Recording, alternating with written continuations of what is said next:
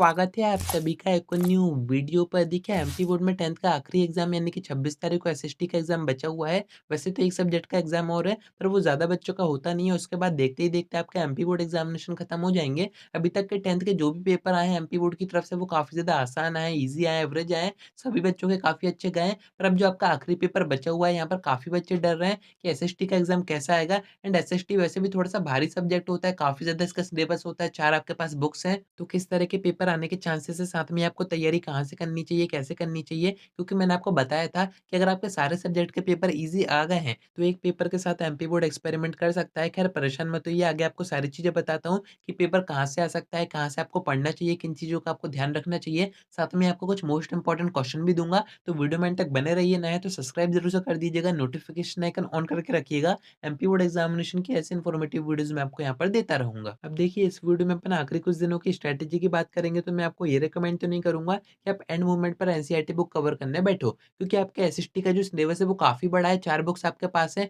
जिसमें कि आपकी हिस्ट्री आ जाती है, ज्योग्राफी आ जाती है, इकोनॉमिक्स आ जाती है, सिविक्स आ जाती है। इन चारों को अगर आप बुक के अकॉर्डिंग कवर करने बैठोगे, तो 3 दिन में तो आपका कैसे सिलेबस कवर नहीं होगा। तो यहाँ पर आपको बस कुछ इंपॉर्टेंट चीज़ों पर ध्यान देना है, क्योंकि एसएसटी एक थ्योरेटिकल सब्जेक्ट है, इसमें बस थ्योरी होती है। एंड इसका जो पेपर है वो थोड़ा-सा बड़ा आने के चांसेस होते हैं। एंड अगर आप इसका ब्लूप्रिंट भी देखोगे, तो एसएसटी के पूरे सिलेबस को 4 पार्ट्स में डिवाइड किया गया है, जो कि आपकी 4 बुक्स भी हैं। एंड हर एक पोर्शन में मिनिमम 5 चैप्टर्स हैं, तो इसकी तैयारी आपको कहाँ से करनी चाहिए, कैसे करनी चाहिए, इतना बड़ा सिलेबस है, आप कैसे कवर करोगे, वही मैं आपको आगे बताता हूँ। तो देखिए फर्स्ट तो आपको ब्लूप्रिंट चेक करना है, उसमें आपको ये देखना है कि कौन से चैप्टर सबसे ज़्यादा वेटेज के हैं, यानी कि किन चैप्टर में से सबसे ज़्यादा मार्क्स के क्वेश्चन पेपर में पूछे जाएँगे, उनको आपको स्टार्टिंग में कवर करना है। कवर तो आपको सारे ही चैप्टर करने हैं, क्योंकि अगर आपको अच्छा स्कोर करना है, तो सभी चैप्टर पर आपको ध्यान देना पड़ेगा। पर जिन चैप्टर का वेटेज ज़्यादा है, उन पर आपको थोड़ा-सा ज़्यादा ध्यान देना पड़ेगा। बाकी मैं आपको आगे चैप्टर वाइज़ इंपॉर्टेंट क्वेश्चन भी बताऊँगा कि किन चैप्टर में से आपको कौन-कौन से क्वेश्चन करने चाहिए, मैथ्स वगैरह सब चीज़ें आपको आगे बताऊँगा। पर यहाँ पर एक बात समझिए, एसएसटी आपका थ्योरेटिकल सब्जेक्ट, इसमें आप कितने ही क्वेश्चन आंसर याद करने बैठो, आपको वो क्वेश्चन आंसर एग्ज़ैक्ट याद नहीं होंगे। यानी कि जैसे बुक में दिए गए हैं या फिर आपके नोट्स में आपने पढ़े हुए हैं,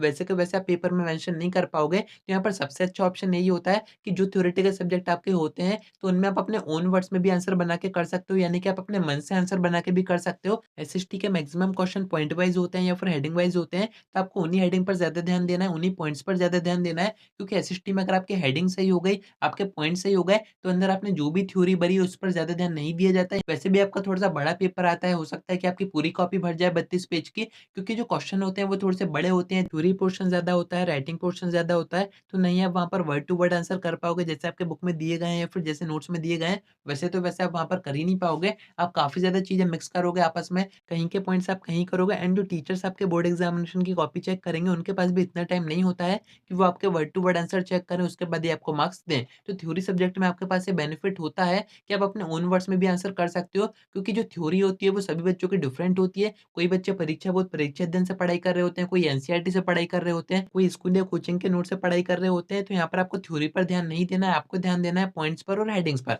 देखिए आंसर आपके वही रहेंगे, बस आपकी जो हेडिंग है वो आपके आंसर की से मैच की जाएगी। अगर आपकी हेडिंग सही है सारी, तो आपको यहाँ पर पूरे मार्क्स दे दिए जाएँगे। अंदर आपकी जो थ्योरी है वो थोड़ी बहुत ऊपर-नीचे भी होती है, या फिर उसको आपने सही से डिस्क्राइब नहीं किया है, तब भी कोई परेशानी की बात नहीं है। बस आपकी जो हेडिंग है वो सही होनी चाहिए। इस कारण से मैं आपसे कह रहा हूँ कि आपको पॉइंट्स और हेडिंग पर खासकर ध्यान देना है, इन्हीं को आपको याद करना है। बाकी थ्योरी बनाने में तो आप एक्सपर्ट हो ही, अंदर तो आप कुछ भी थ्योरी बना ही दोगे। एंड वैसे भी मैक्सिमम क्वेश्चन जो आते हैं 3 नंबर में, 4 नंबर में, वो पॉइंट वाइज़ ही होते हैं या फिर हेडिंग वाइज़ होते हैं। 2 नंबर के क्वेश्चन में तो 2-3 सेंटेंस में आपका आंसर खत्म हो जाता है। तो पॉइंट हेडिंग पर खासकर ध्यान दीजिएगा, इनको याद करके ज़रूर से जाइएगा। एंड यहाँ पर आपको एक बात का और ध्यान रखना है, आपको मार्क्स के अकॉर्डिंग ही आंसर करना है। अगर 3 नंबर का क्वेश्चन है, आप हेडिंग में आंसर कर रहे हो तो 3 हेडिंग होनी चाहिए। अगर आप पॉइंट्स में आंसर कर रहे हो तो मैक्सिमम 5 पॉइंट्स आपके होने चाहिए। अगर आपके 4 नंबर का क्वेश्चन है, तो उसमें आपके मिनिमम 4 हेडिंग होनी चाहिए। अगर आप हेडिंग में आंसर कर रहे हो या फिर आप पॉइंट्स में आंसर कर रहे हो, तो 5 से ज़्यादा उसमें पॉइंट्स होने चाहिए। तो ये तो मैंने आपको पढ़ने का तरीका बता दिया है कि क्वेश्चन आंसर की तैयारी आपको कैसे करनी चाहिए। अगर आपसे क्वेश्चन आंसर याद करते नहीं बनते हैं,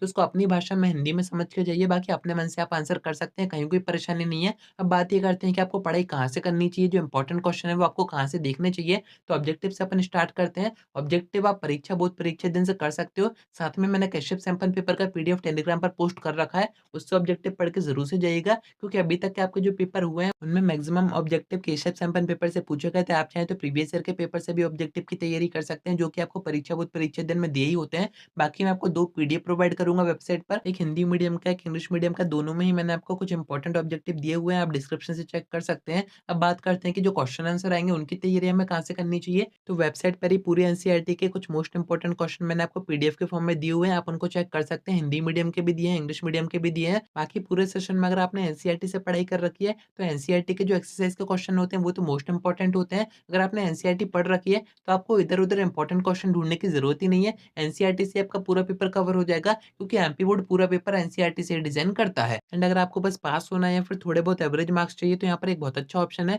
आपको गवर्नमेंट स्कूल के पेपर्स करने हैं, जो त्रैमासिक के पेपर होते हैं, अर्धवार्षिक के पेपर होते हैं, एंड जो प्री बोर्ड के प्रैक्टिस सेट पेपर आए थे, इन तीनों पेपर को अगर आप करके जाओगे, तो पास तो आप बड़े ही आराम से हो जाओगे। एंड इसके जो पेपर्स है, वो आपको यहाँ-वहाँ ढूँढने की ज़रूरत नहीं है, किसी से माँगने की ज़रूरत नहीं है। इनके जो पीडीएफ है, वो भी मैंने आपको वेबसाइट पर अपडेट कर रखे हैं। नेक्स्ट इंपॉर्टेंट चीज़ की बात करें, जो कि आपके पेपर में आएगा ही आएगा, सबसे आखिरी क्वेश्चन आएगा 23 नंबर का, जिसमें कि आपसे मैप के बारे में पूछा जाएगा। मैप में आपसे कुछ भी पूछा जा सकता है, इंडिया का ही मैप आएगा कि ये चीज़ बताइए, वो चीज़ बताइए, इंपॉर्टेंट रिवर बताइए, माउंटेन बताइए, इस टाइप के क्वेश्चन ज़रूर से आते हैं। तो आपकी जो जियोग्राफी की बुक है, वहीं से मैक्सिमम मैप पूछे जाते हैं। अब आप ये सोचोगे कि इतनी मोटी बुक है, कितने मैप हम कवर कर पाएँगे? तो देखिए, कुछ इंपॉर्टेंट मैप के पीडीएफ भी मैंने आपको वेबसाइट पर दिए हैं, तभी मैं आपसे कह रहा हूँ कि वेबसाइट पर मैंने आपको पूरा कंटेंट दे रखा है। अगर आप उतने को पढ़ के जाओगे, तो काफ़ी अच्छा स्कोर आप वैसे ही कर जाओगे, बुक से आपको पढ़ने की ज़रूरत नहीं है। फिर भी आप अपनी तरफ से तैयारी करके जाइएगा। बाकी वीडियो के एंड में मैं आपको एक ही एडवाइस दूँगा कि आपको पेपर में टाइम मैनेज करके रखना पड़ेगा। थोड़ा-सा बड़ा पेपर आएगा, तो टाइम को आपको देखते हुए पेपर करना रहेगा। तो स्टार्टिंग से स्पीड मेंटेन करके रखिएगा। बाकी थ्योरी का पेपर है, तो कहीं पर कोई परेशानी आपको नहीं आएगी।